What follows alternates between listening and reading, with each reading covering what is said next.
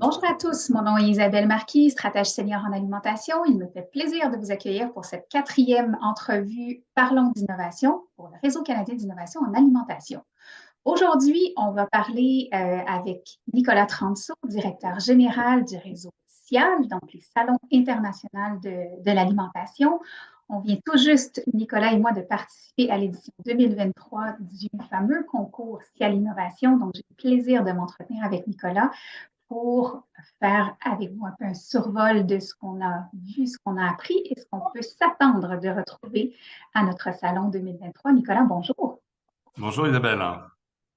Alors, avant de sauter dans le cœur de notre sujet, qui est le fameux concours à l'innovation, je pense que ça vaut la peine de faire un petit retour en arrière rapide, remettre en contexte, bien que la plupart des gens qui nous écoutent connaissent Cial, connaissent peut-être pas l'ampleur et le déploiement des salons Cial à l'international. Est-ce que tu peux nous refaire un micro historique de ce qui en est et de ce qu'on doit absolument savoir de Cial? Et bien sûr, donc en fait, SIAL, effectivement, c'est 60 ans d'innovation alimentaire, hein, c'est 60 ans de rencontres aux quatre coins du monde. L'origine de SIAL, c'est SIAL Paris, qui est devenu l'événement mondial et le premier événement au monde de l'alimentation. Mais au-delà de SIAL Paris, on a quasiment 12 à 13 événements chaque année, euh, donc un peu partout dans le monde. On est bien sûr en Europe, mais on est également beaucoup en Asie. On est depuis très longtemps en Chine, on est à Shanghai, mais maintenant aussi à Shenzhen. On est en Indonésie, on est en Inde, on arrive en Malaisie. Donc, vous voyez, beaucoup de destinations. On est également présent en Amérique du Nord depuis très longtemps avec le Cial Canada, depuis plus de 20 ans.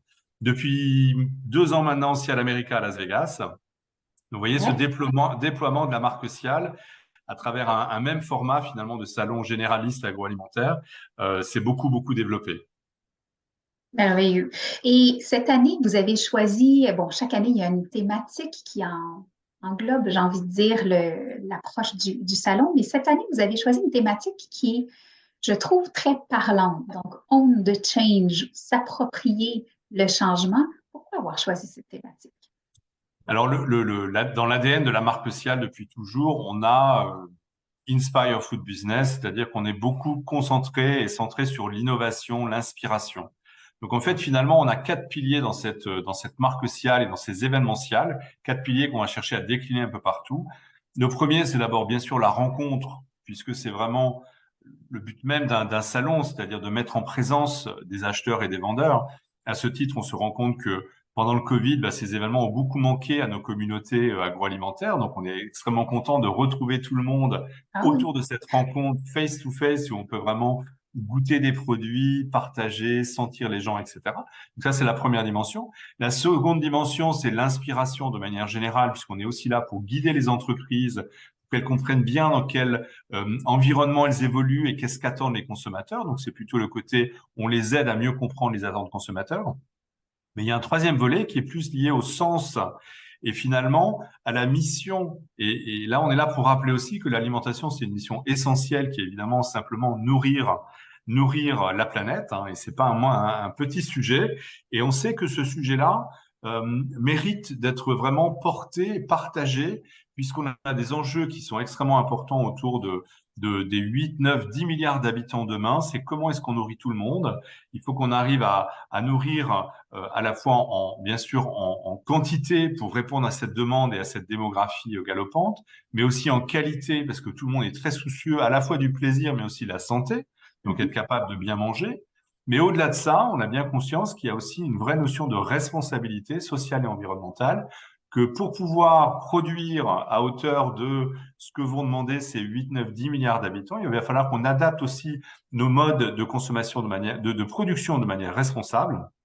Et enfin, la dernière dimension qui est peut-être aussi à ne pas perdre de vue, c'est l'accessibilité, puisque il faut absolument qu'on arrive à produire des choses qui sont accessibles en termes de prix pour que tout le monde puisse accéder justement à cette nourriture. Donc, vous voyez, quatre piliers. Et On the Change, c'est vraiment celui qui va fédérer la communauté autour de sens et mission. Donc, c'est comment tous ensemble, on invente des solutions pour répondre aux enjeux agroalimentaires mondiaux et comment on peut profiter de cette communauté pour tout bêtement partager un petit peu les best practices et faire une caisse de résonance positive pour tous ces éléments.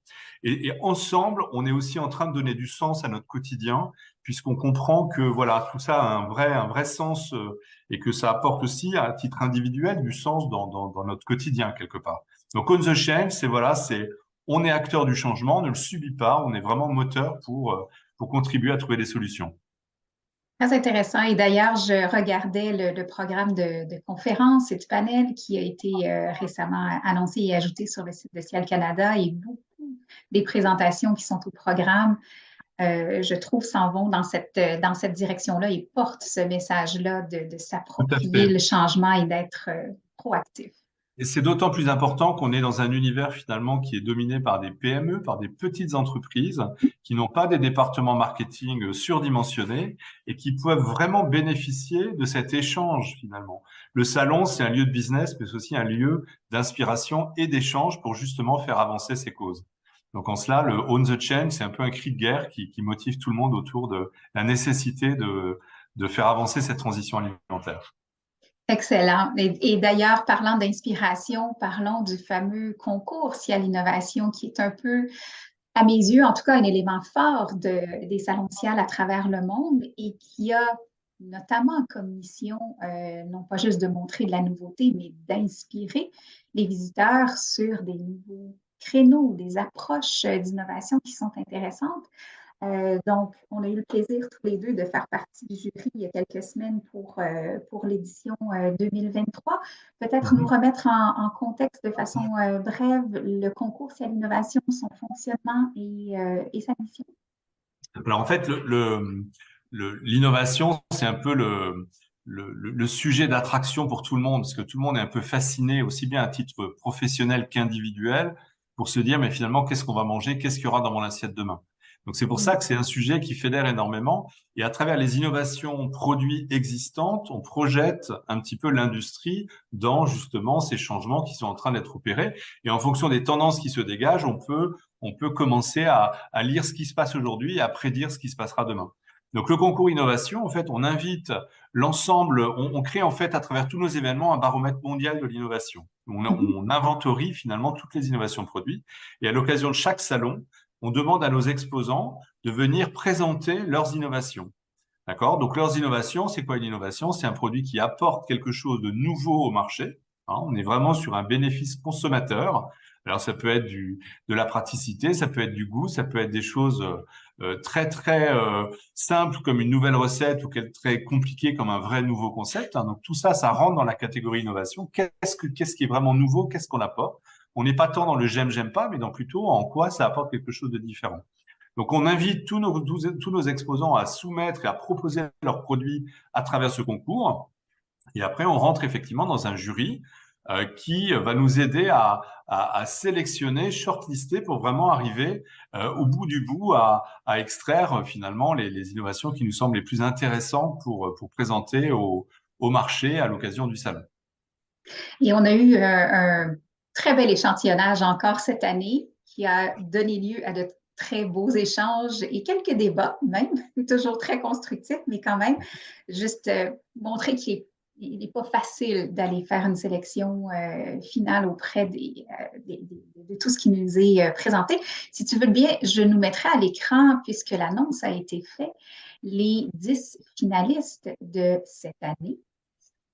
Voilà, Je confirme, hein, nous avons eu effectivement 3 heures et demie de discussion pour arriver à finalement la sélection des 10 produits qu'on va voir à l'écran. Donc 3 heures et demie, on était, je pense, une quinzaine de professionnels, un peu de tout horizon, tous passionnés d'innovation. Et du coup, il y a eu des échanges effectivement extrêmement intéressants. Donc en fait, on a voilà, avec toute la subjectivité que ça peut comporter aussi, hein, on en est tous conscients, à travers ce jury assez hétérogène, on a pu faire cette sélection, une dizaine de produits. Alors, on verra que pendant le salon, on pourra aller peut-être plus loin dans même parmi ces 10 produits, quels sont les produits qui sont particulièrement reconnus et qui recevront des prix un peu spéciaux. Mais en tout cas, ce qui se dégage déjà à travers cette sélection, c'est de manière générale, de plus en plus dans ces concours innovation d'alternatives végétales. Ça, c'est une certitude. On a beaucoup de propositions dans plein de formats différents, qu'on soit en sec, en surgelé, etc. On est sur plein de propositions autour de la notion d'alternatives végétales. Donc, on est sur beaucoup de légumineuses, beaucoup finalement de sujets autour de nouveaux ingrédients qui vont permettre d'apporter d'une manière ou d'une autre une source de protéines alternative à la protéine animale. Donc ça, c'est vraiment un fait marquant que l'on retrouve dans cette sélection de produits. Un deuxième fait marquant, c'est le côté engagement RSE. Forcément, il y a beaucoup de nouvelles initiatives pour que les entreprises montrent à quel point elles sont engagées justement pour s'attaquer elles-mêmes aux défis alimentaires et donc à la protection de l'environnement et du social. Ça, c'est un deuxième fait marquant. Après, un troisième fait marquant, je trouve, qui est assez intéressant, c'est le côté finalement surprise. On est dans un univers où finalement la clé de succès de n'importe quel produit, ça reste de toute façon le plaisir. Il faut que le produit soit bon, soit agréable à manger. Si jamais le produit est intéressant mais pas bon, les gens ne vont pas le racheter. Donc, il doit être bon. Et on sait que la surprise fait partie de la dynamique de ce marché. Les gens aiment se surprendre. Et finalement, c'est une manière de se créer une petite excitation dans son quotidien, finalement, avec quelque chose d'inattendu à moindre coût, parce que finalement, ce n'est que de l'alimentation. Et on retrouve ces surprises. On a, par exemple, dans les produits ici, vous voyez, bah, le produit en haut à gauche que vous avez à l'écran, on va mélanger des pois chiches avec du chocolat. Bon, vous voyez, c'est pas forcément une association qui est évidente au départ. Et finalement, ça va cocher plein de cases, hein. Le pois chiche sur le côté légumineuse et sur le côté, justement, protéines. On va avoir le côté très gourmand qui est nécessaire avec le chocolat. Et finalement, on fait un produit un peu surprise et tout le monde a envie de se dire, bah, je suis quand même assez curieux de goûter ce genre de produit. On a, euh, on a ces chips, on va voir sur l'autre, vous voyez les chips en haut à droite sont produites à l'énergie solaire. Bah voilà, là c'est quand même un claim qui est extrêmement nouveau et qui est une forme d'engagement. On a les produits autour du chou-fleur par exemple. Bah, qui avait pensé à faire un produit, voilà, c'est le riz chou-fleur là en haut à droite, typiquement quelque chose qui va nous permettre de renouveler notre quotidien plutôt que de manger du riz de manière classique. Là, on va avoir un riz de chou-fleur. Voilà, c'est aussi une autre manière de faire. Et enfin, je pourrais terminer par ce produit peut-être en bas de l'écran sur les cubes de thé frais surgelés. C'est extrêmement intéressant. C'est une nouvelle technologie. C'est un petit cube. C'est finalement un hybride parce que c'est une technologie qu'on connaît depuis très longtemps, mais associée au thé, on l'avait pas forcément. Et là, voilà, on est sur des herbes fraîches qu'on va pouvoir jeter dans de l'eau bouillante pour en faire une boisson avec les bénéfices de la fraîcheur. Vous voyez, on a en transversal, au-delà des positionnements soit RSE, soit alternatives végétales, on a toujours un petit peu la dimension de surprendre et du coup d'interpeller le consommateur avec des offres voilà, qu'on ne connaît pas et on a envie de goûter parce qu'on a tous un petit côté ludique qui nous pousse à goûter des nouvelles choses. Absolument. En tout cas, un beau top 10 encore cette année. Dites-nous en terminant, Nicolas, quand seront annoncés les gagnants, puisqu'au travers de ce top 10, on a un podium, donc médaille d'or, argent et bronze, ainsi qu'un prix spécial sur le développement durable qui sera remis encore cette année. Donc, quand est-ce que les grands gagnants seront dévoilés? Alors en fait, on va les dévoiler dès l'ouverture du salon, c'est-à-dire le 9 mai, donc à Toronto, à 10h et 10h45 pour même être précis. On a une cérémonie officielle de remise de prix sur le salon lui-même dans l'espace innovation. Et donc on réunit à la fois les membres du jury qui seront présents et puis bien sûr tous les lauréats pour présenter cette sélection de 10 produits déjà dans la sélection des top 10 et puis bien sûr révéler à la fin ces grands prix, or, argent, bronze et puis le prix On the Change, sachant que ces produits auront en plus, non seulement vont être célébrés évidemment sur le salon, mais vont aussi être présentés à travers tout le réseau social, puisque dans tous nos événements, on regroupe dans un espace tous les vainqueurs de tous nos salons Cial. Et donc, ces produits sont en plus mis à l'honneur à travers le monde pendant l'année à venir.